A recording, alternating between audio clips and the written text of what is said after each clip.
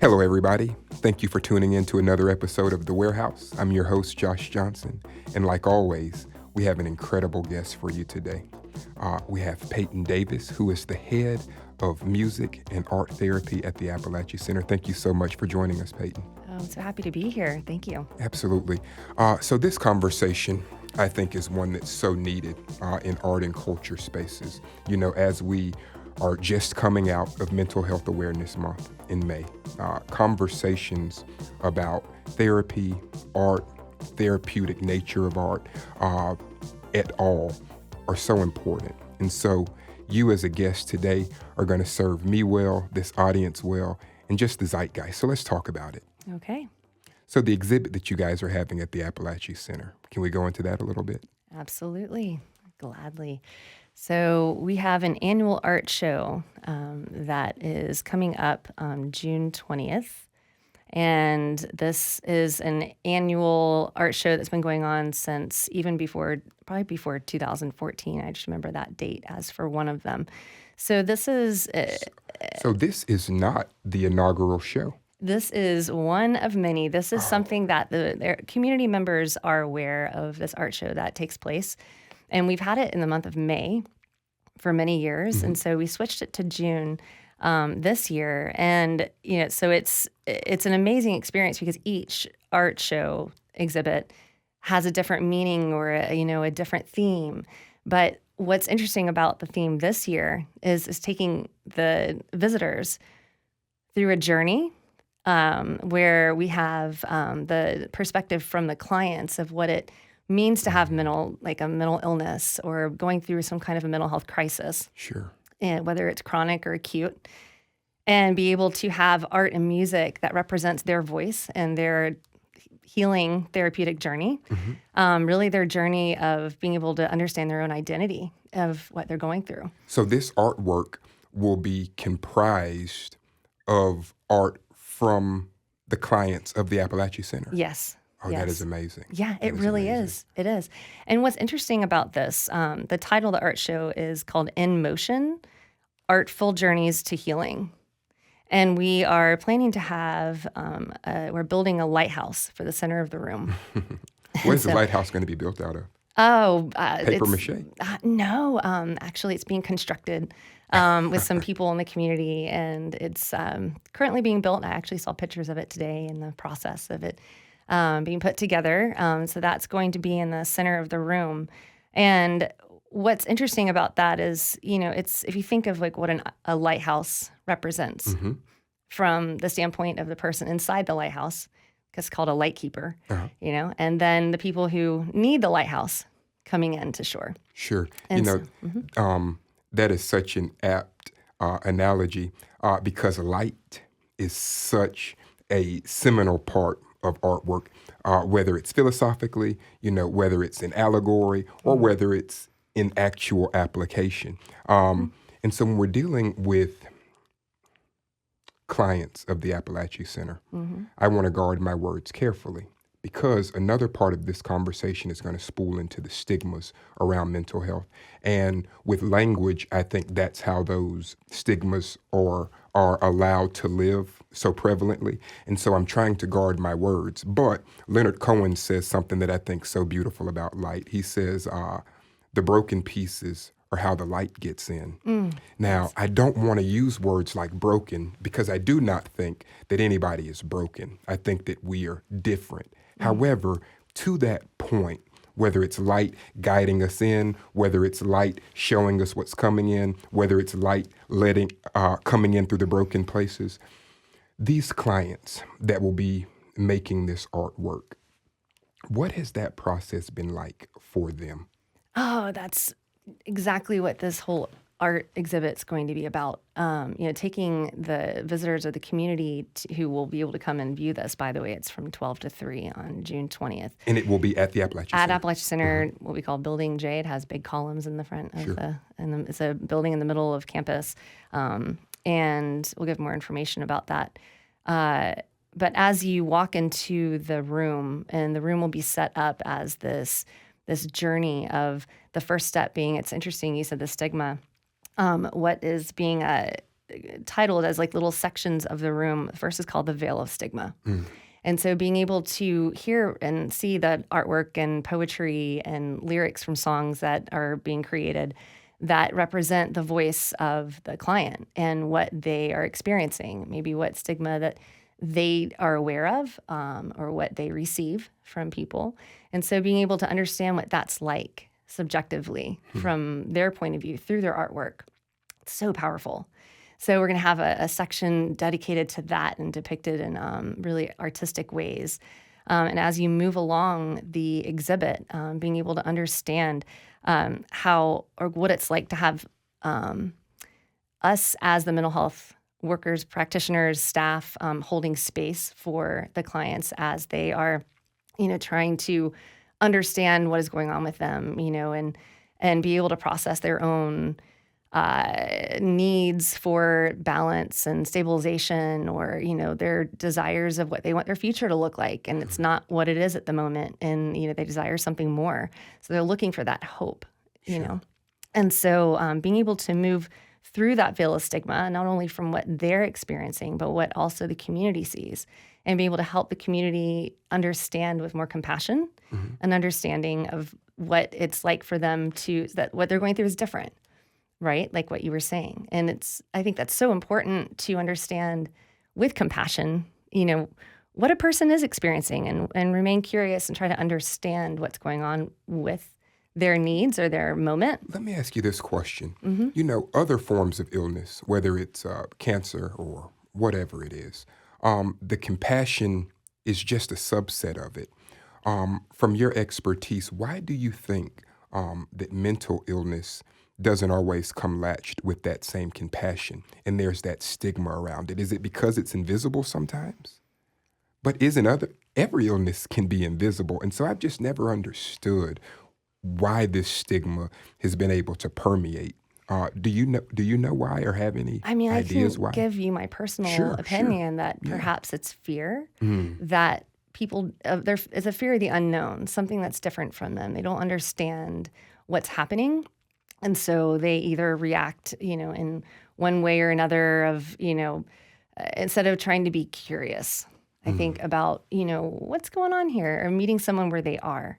And that's really the next step. And we have several different steps to discuss about this exhibit, but, getting into a few of the first steps is understanding with openness and holding space for a person to know that we have, that we are there to meet them where they are. And I think meeting someone where they are is really important. I mean, just as something that pops into my mind, imagine like a 3-year-old that wants to like play with you, and they're like, hey, come enter my world, and my imaginative world right now. If that is something that you've ever encountered, you meet them where they are, and and they feel safe within that encounter because you met them where they were. One of my favorite quotes is Jalal ad-Din Muhammad Rumi. And Rumi says, somewhere beyond the spaces of right doing or wrongdoing, there's a place, and I want to meet you there. I think that's so powerful and so potent. And I think that while you said that may have been from your personal experience, I think that holds weight, because people want to be seen, people want to be accepted, and I think people want to accept and want to see. And so this reciprocal nature of what it could be is so important, and I hope we get there. And I think that exhibits like this are putting us on that road. So please continue. Absolutely. I hate to cut you off. What are some of the steps of the exhibit? What will we be seeing when we come? Yeah, I feel like we're walking through it right now. It's amazing.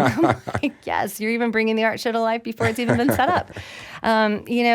So moving through that initial veil of stigma, and being able to see it through the lenses of the client, through their artwork, and gain that understanding. Maybe it won't be so unknown, maybe moving some of that fear of the unknown aside to gain that understanding, to be able to be seen and be able to be, at least begun to be understood, within, people may not understand what it's like to have their, either diagnose their symptoms, the things that they're battling with, but being able to be seen is a big piece. And so as staff, at Apalachee and, working with clients, I think holding space for a person to just share and just listen is very important. And also, how clients can hold space for other people as well to listen within, like, while they're there with other people, listen to each other's stories. So, those who are there to serve and help the clients may be different than, what the client dialogue would be between someone that's also there with them.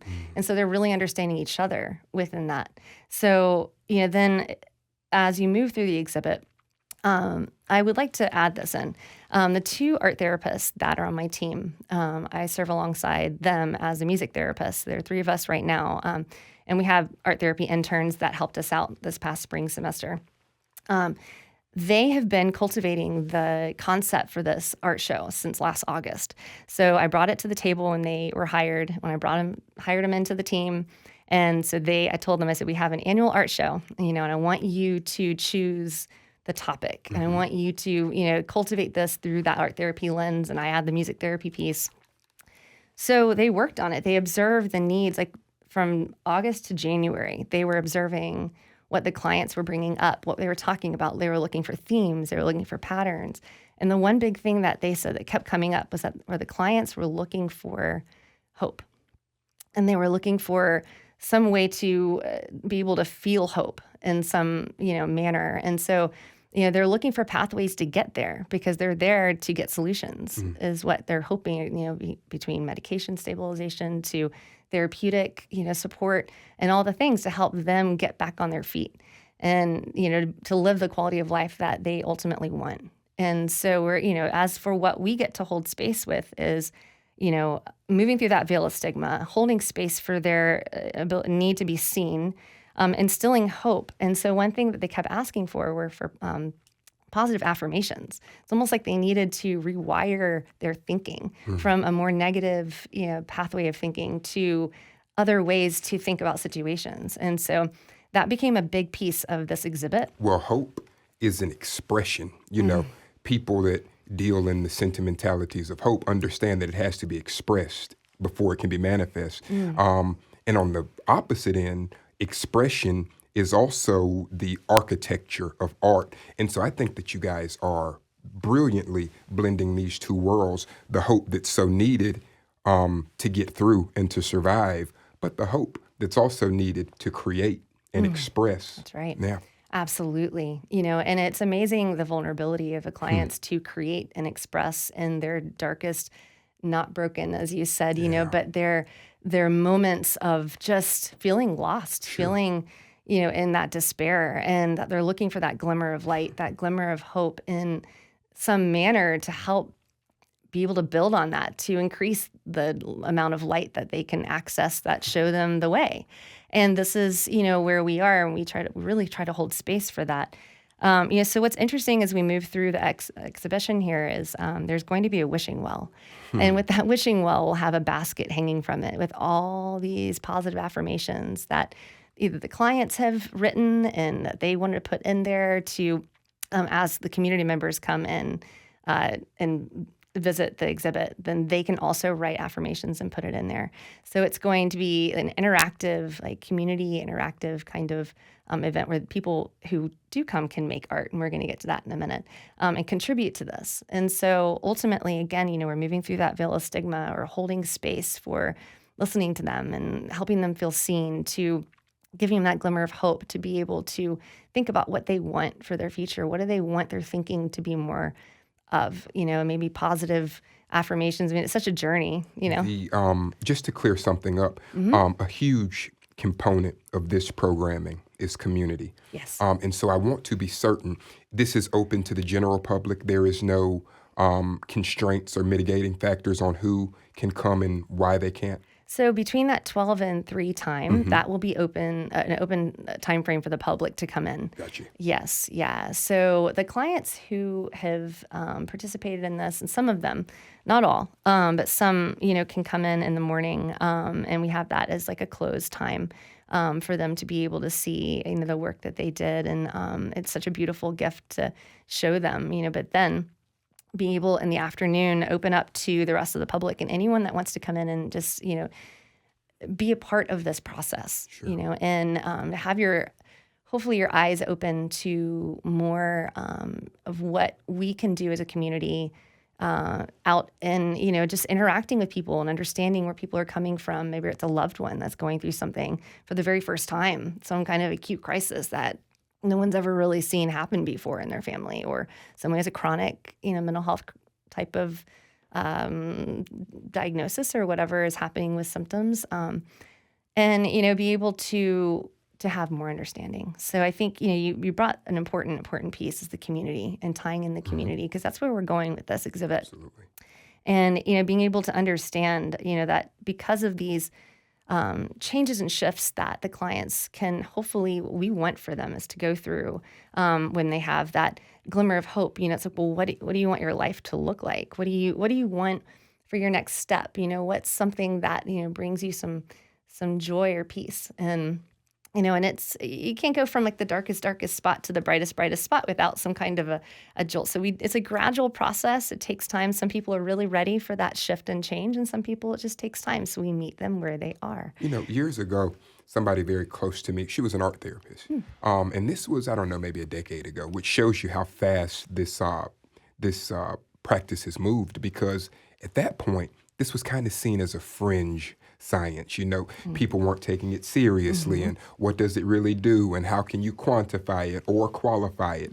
And there was a lot of people on the forefront. I'm sure yourself, you were one of them at that time, and they were fighting and promulgating about the fact that there are particular therapeutic qualities in art. Can we talk about that for a second? Absolutely. And just to tag, both art therapy, music therapy, we're two separate professions. We have our own separate board certification requirements. We're our own organization, separate organizations. So music and art therapy aren't two prongs of art therapy. They are two completely different disciplines. Yeah. So music therapy has its own, accreditation, all, programs and universities, and same for art therapy. Sure. Well, let's talk about it from the lens of music therapy. How do you usher a person to health or guide them to health through music?